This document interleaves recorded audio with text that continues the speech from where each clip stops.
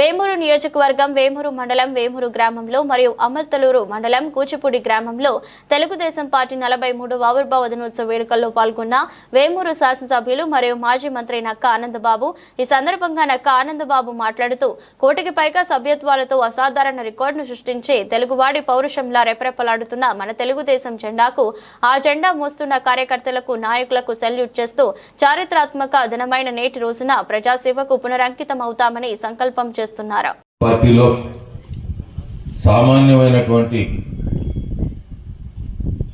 వాళ్ళు కూడా రాజులుగా మహారాజులుగా వెలిగే విధంగా ఈ పార్టీని అన్నగారు రూపుదిద్దారు.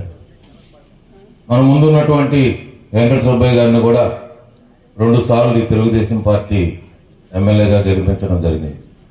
అదేవిధంగా మనకి 4 సార్లు పోటీ చేసి 3 సార్లు గెలిచినటువంటి మన ఆనందబాబు గారు కూడా ఒక కార్యకర్తగా ఈ తెలుగుదేశం పార్టీలో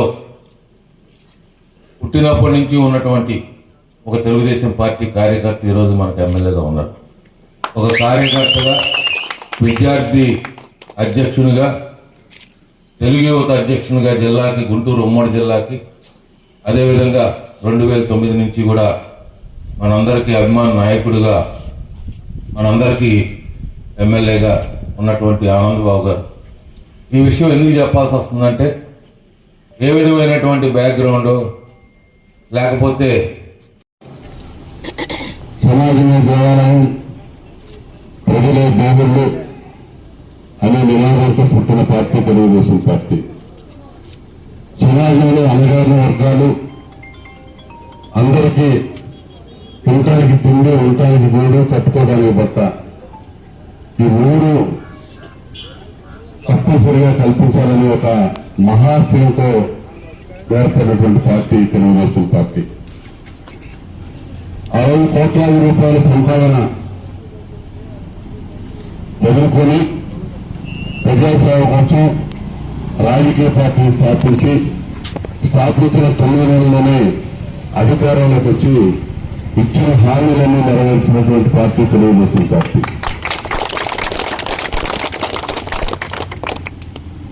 నందమూరి తారక రామారావు గారి మస్తిష్కంలో నుంచి ఆ రోజు రాష్ట్రంలో ఉన్నటువంటి పరిస్థితులు, తెలుగువారి ఆత్మగౌరవం ఢిల్లీ నడిబిడ్డల్లో తాకట్టు పెట్టబడుతూ తెలుగువారి అస్తిత్వం సమస్యగా మారినప్పుడు, తెలుగువారంటే గుర్తింపు, గౌరవం లేనటువంటి పరిస్థితుల్లో తెలుగు వాళ్ళ ఆత్మగౌరవ నినాదాన్ని ప్రపంచవ్యాప్తంగా తాగి చెప్తున్నటువంటి మహానుభావుడు ఎన్టీ రామారావు గారు అన్ని రకాలుగా ఆయన ఇచ్చిన హామీలు, తాగడానికి నీళ్లు, రైతాంగానికి నీళ్లు, అన్ని రకాలుగా కూడా ముఖ్యంగా ఆ రోజు 50 రూపాయలకి హార్స్ పవర్ రైతులకి, తెలుగు ప్రాజెక్టు ద్వారా రాయలసీమ జిల్లాలకు నీళ్లు, మద్రాసుకు తాగునీరు ఇచ్చినటువంటి ఘనత, రాజకీయాల్లో పురాతనమైనటువంటి మార్పులకు శ్రీకారం చుట్టినటువంటి వ్యక్తి నందమూరి తారక రామారావు గారు.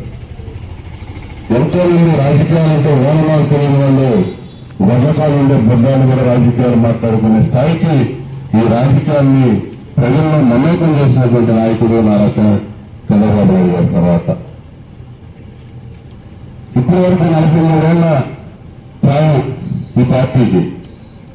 మొక్కవని దీక్ష, కార్యకర్తలు, ఫౌండేషన్ పునాదులు, బలమైన పునాదులు ఉన్నాయంటే చంద్రబాబు నాయుడు గారి ఆలోచనలు. ఆయన ఈ పార్టీకి ఇచ్చినటువంటి ఆస్తి కార్యకర్తలు. ఈ రోజు అదే కార్యకర్తలు 1 మంది సభ్యత్వాలు నారా లోకేష్ గారి నాయకత్వంలో 1 మంది సభ్యులతో తెలుగుదేశం పార్టీ ఉందంటే ప్రాంతీయ పార్టీ భారతదేశంలోనే పార్టీ కార్యకర్తలు ఎదుర్కొన్న కష్టాలు అంతా కాదు. ఎప్పుడైనా రాజకీయాల్లో ఉన్న అటువంటి పరిస్థితులు చదువుకోవాలి. ఇంత దుర్మార్గంగా వ్యవహరించినటువంటి జగన్మోహన్ రెడ్డి ప్రభుత్వాన్ని, పార్టీని కోవిడ్ వరకు ప్రజల నుంచి పక్కన పడేసింది కూడా తెలుగుదేశం పార్టీ కార్యకర్తలు గుర్తుచేస్తారు. ఇదే ఉత్సాహం మనం తీసుకెళ్లాల్సిన అవసరం ఉంది. నిరంతరం రాజకీయ ఆలోచన మనం చేయాల్సిన అవసరం ఉంది.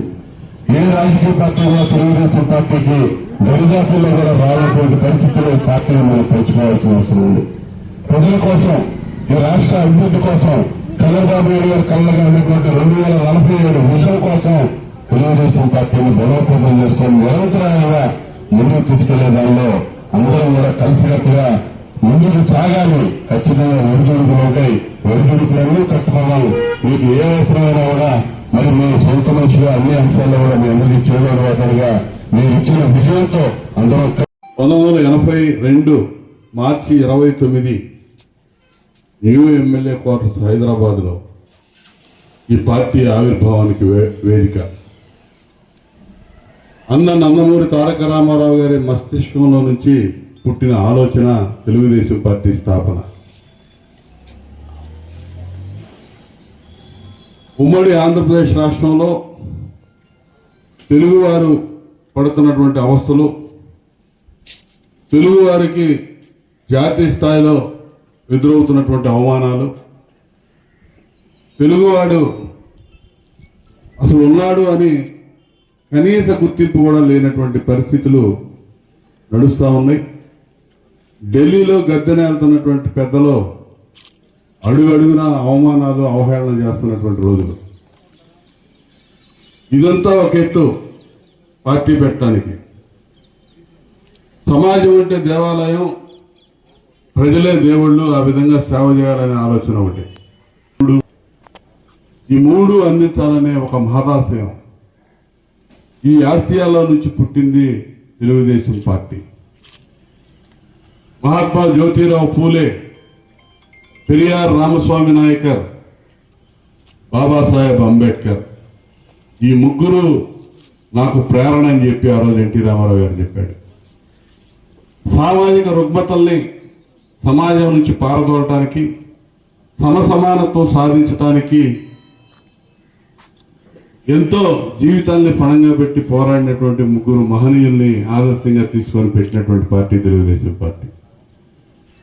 పార్టీ పెట్టారు, పెట్టినట్టుగా ఇచ్చిన హామీలు, ఉండటానికి ఇల్లు, కట్టుకోవడానికి బట్ట, తినడానికి తిండి, ఎవరు ఊహించని విధంగా ఆ రోజే చాలా బడ్జెట్తో కూడుకున్నటువంటి పథకాలన్నిటి కూడా అంకురార్పణ చేసి హామీలు ఇచ్చి పార్టీ పెట్టిన 9 నెలల్లోనే అధికారంలోకి వచ్చి ప్రపంచ రికార్డు సాధించినటువంటి వ్యక్తి ఎన్టీ రామారావు గారు అని చెప్పి తెలియజేస్తా ఉన్నా.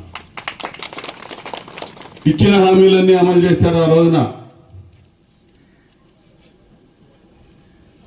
ప్రజల్లో తెలుగువాడంటే ప్రపంచవ్యాప్తంగా మళ్లీ గౌరవ మర్యాదలు, గుర్తింపు తీసుకొచ్చే విధంగా పరిపాలన సాగింది.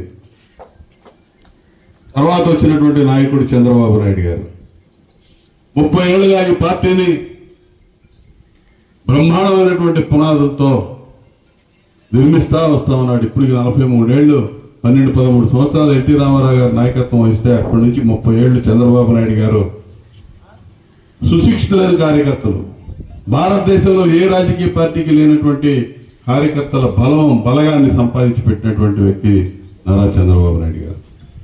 తెలుగుదేశం పార్టీ అధికారంలో ఉండొచ్చు, అధికారం పోవచ్చు. పార్టీ స్థాపించినాక 89 నుంచి 94 దాకా అధికారం లేదు. 94 వరకు 5 ఏళ్లు జగన్మోహన్ రెడ్డి పరిపాలన. తెలుగుదేశం పార్టీ 43 ఏళ్లలో 20 ఏళ్లు అధికారంలో లేదు, 23 ఏళ్లు అధికారంలో ఉన్నాం. అధికారంలో ఉన్నా లేకపోయినా పార్టీని వెన్నంటి నడిపింది కార్యకర్తలు అనేది సందర్భంగా తెలియజేస్తున్నాం.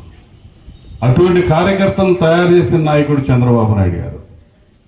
చంద్రబాబు నాయుడు గారు మనం అపోజిషన్ చూసాం, రకరకాల ముఖ్యమంత్రులను చూసాం. 19 నుంచి 24 వరకు చూసినటువంటి జగన్మోహన్ రెడ్డి లాంటి నీచమైన నాయకత్వాన్ని ఎప్పుడు చూడలే. ప్రజలు కూడా అది గమనించారు. ఆయన నాయకత్వంలో మన పార్టీ కార్యకర్తలు పడ్డ కష్టాలు చూసాం, నష్టపోయారు, అవమానాలు, అవహేళనకు గురయ్యాం, పోలీస్ కేసులు ఎదుర్కొన్నారు, అన్ని రకాలుగా ఇబ్బందులు పడ్డాం. ప్రజలు కూడా అదే విధంగా పడ్డారు. కాబట్టే అతను రాజకీయాల్లో పనికిరాడని చెప్పి పార్టీని, ప్రభుత్వాన్ని కోకటి వేళ్లతో పెకలించి వేసినటువంటి చరిత్ర కూడా ఆంధ్రప్రదేశ్ ప్రజలదని చెప్పి సందర్భంగా తెలియజేస్తున్నాం. ఇలా ఎన్నో ఆశలు, ఆకాంక్షలతో మళ్ళా తెలుగుదేశం పార్టీ, కూటమి పార్టీలకు అధికారం అప్పచెప్పారు. ఇలా మొక్కవోని దీక్షతో ఈ ప్రభుత్వాన్ని అందరి సహకారంతో ముందుకు తీసుకెళ్లాల్సిన అవసరం ఉంది. తెలుగుదేశం పార్టీ సభ్యత్వం ఇటీవల నిర్వహించుకున్నాం. 1 కోటి మంది సభ్యులు, నారా లోకేష్ నాయకత్వంలో 1 కోటి మంది సభ్యులు. ఏ రాజకీయ పార్టీ కూడా ప్రాంతీయ పార్టీ భారతదేశంలో లేరు. అటువంటి బలగాన్ని సాధించి పెట్టినటువంటి వ్యక్తి నారా లోకేష్ గారు అని చెప్పి మీకు తెలియజేస్తా ఉన్నాను. సభ్యత్వం తీసుకున్న ప్రతి ఒక్కరికి మీకు తెలుసు 5 లక్షల రూపాయల బీమా సౌకర్యం ఇచ్చాం. రాబోయే రోజుల్లో ఏ అవకాశం వచ్చినా కూడా పార్టీ కార్యకర్తల్ని ఆదుకునే విధానంలో ముందుంటది తెలుగుదేశం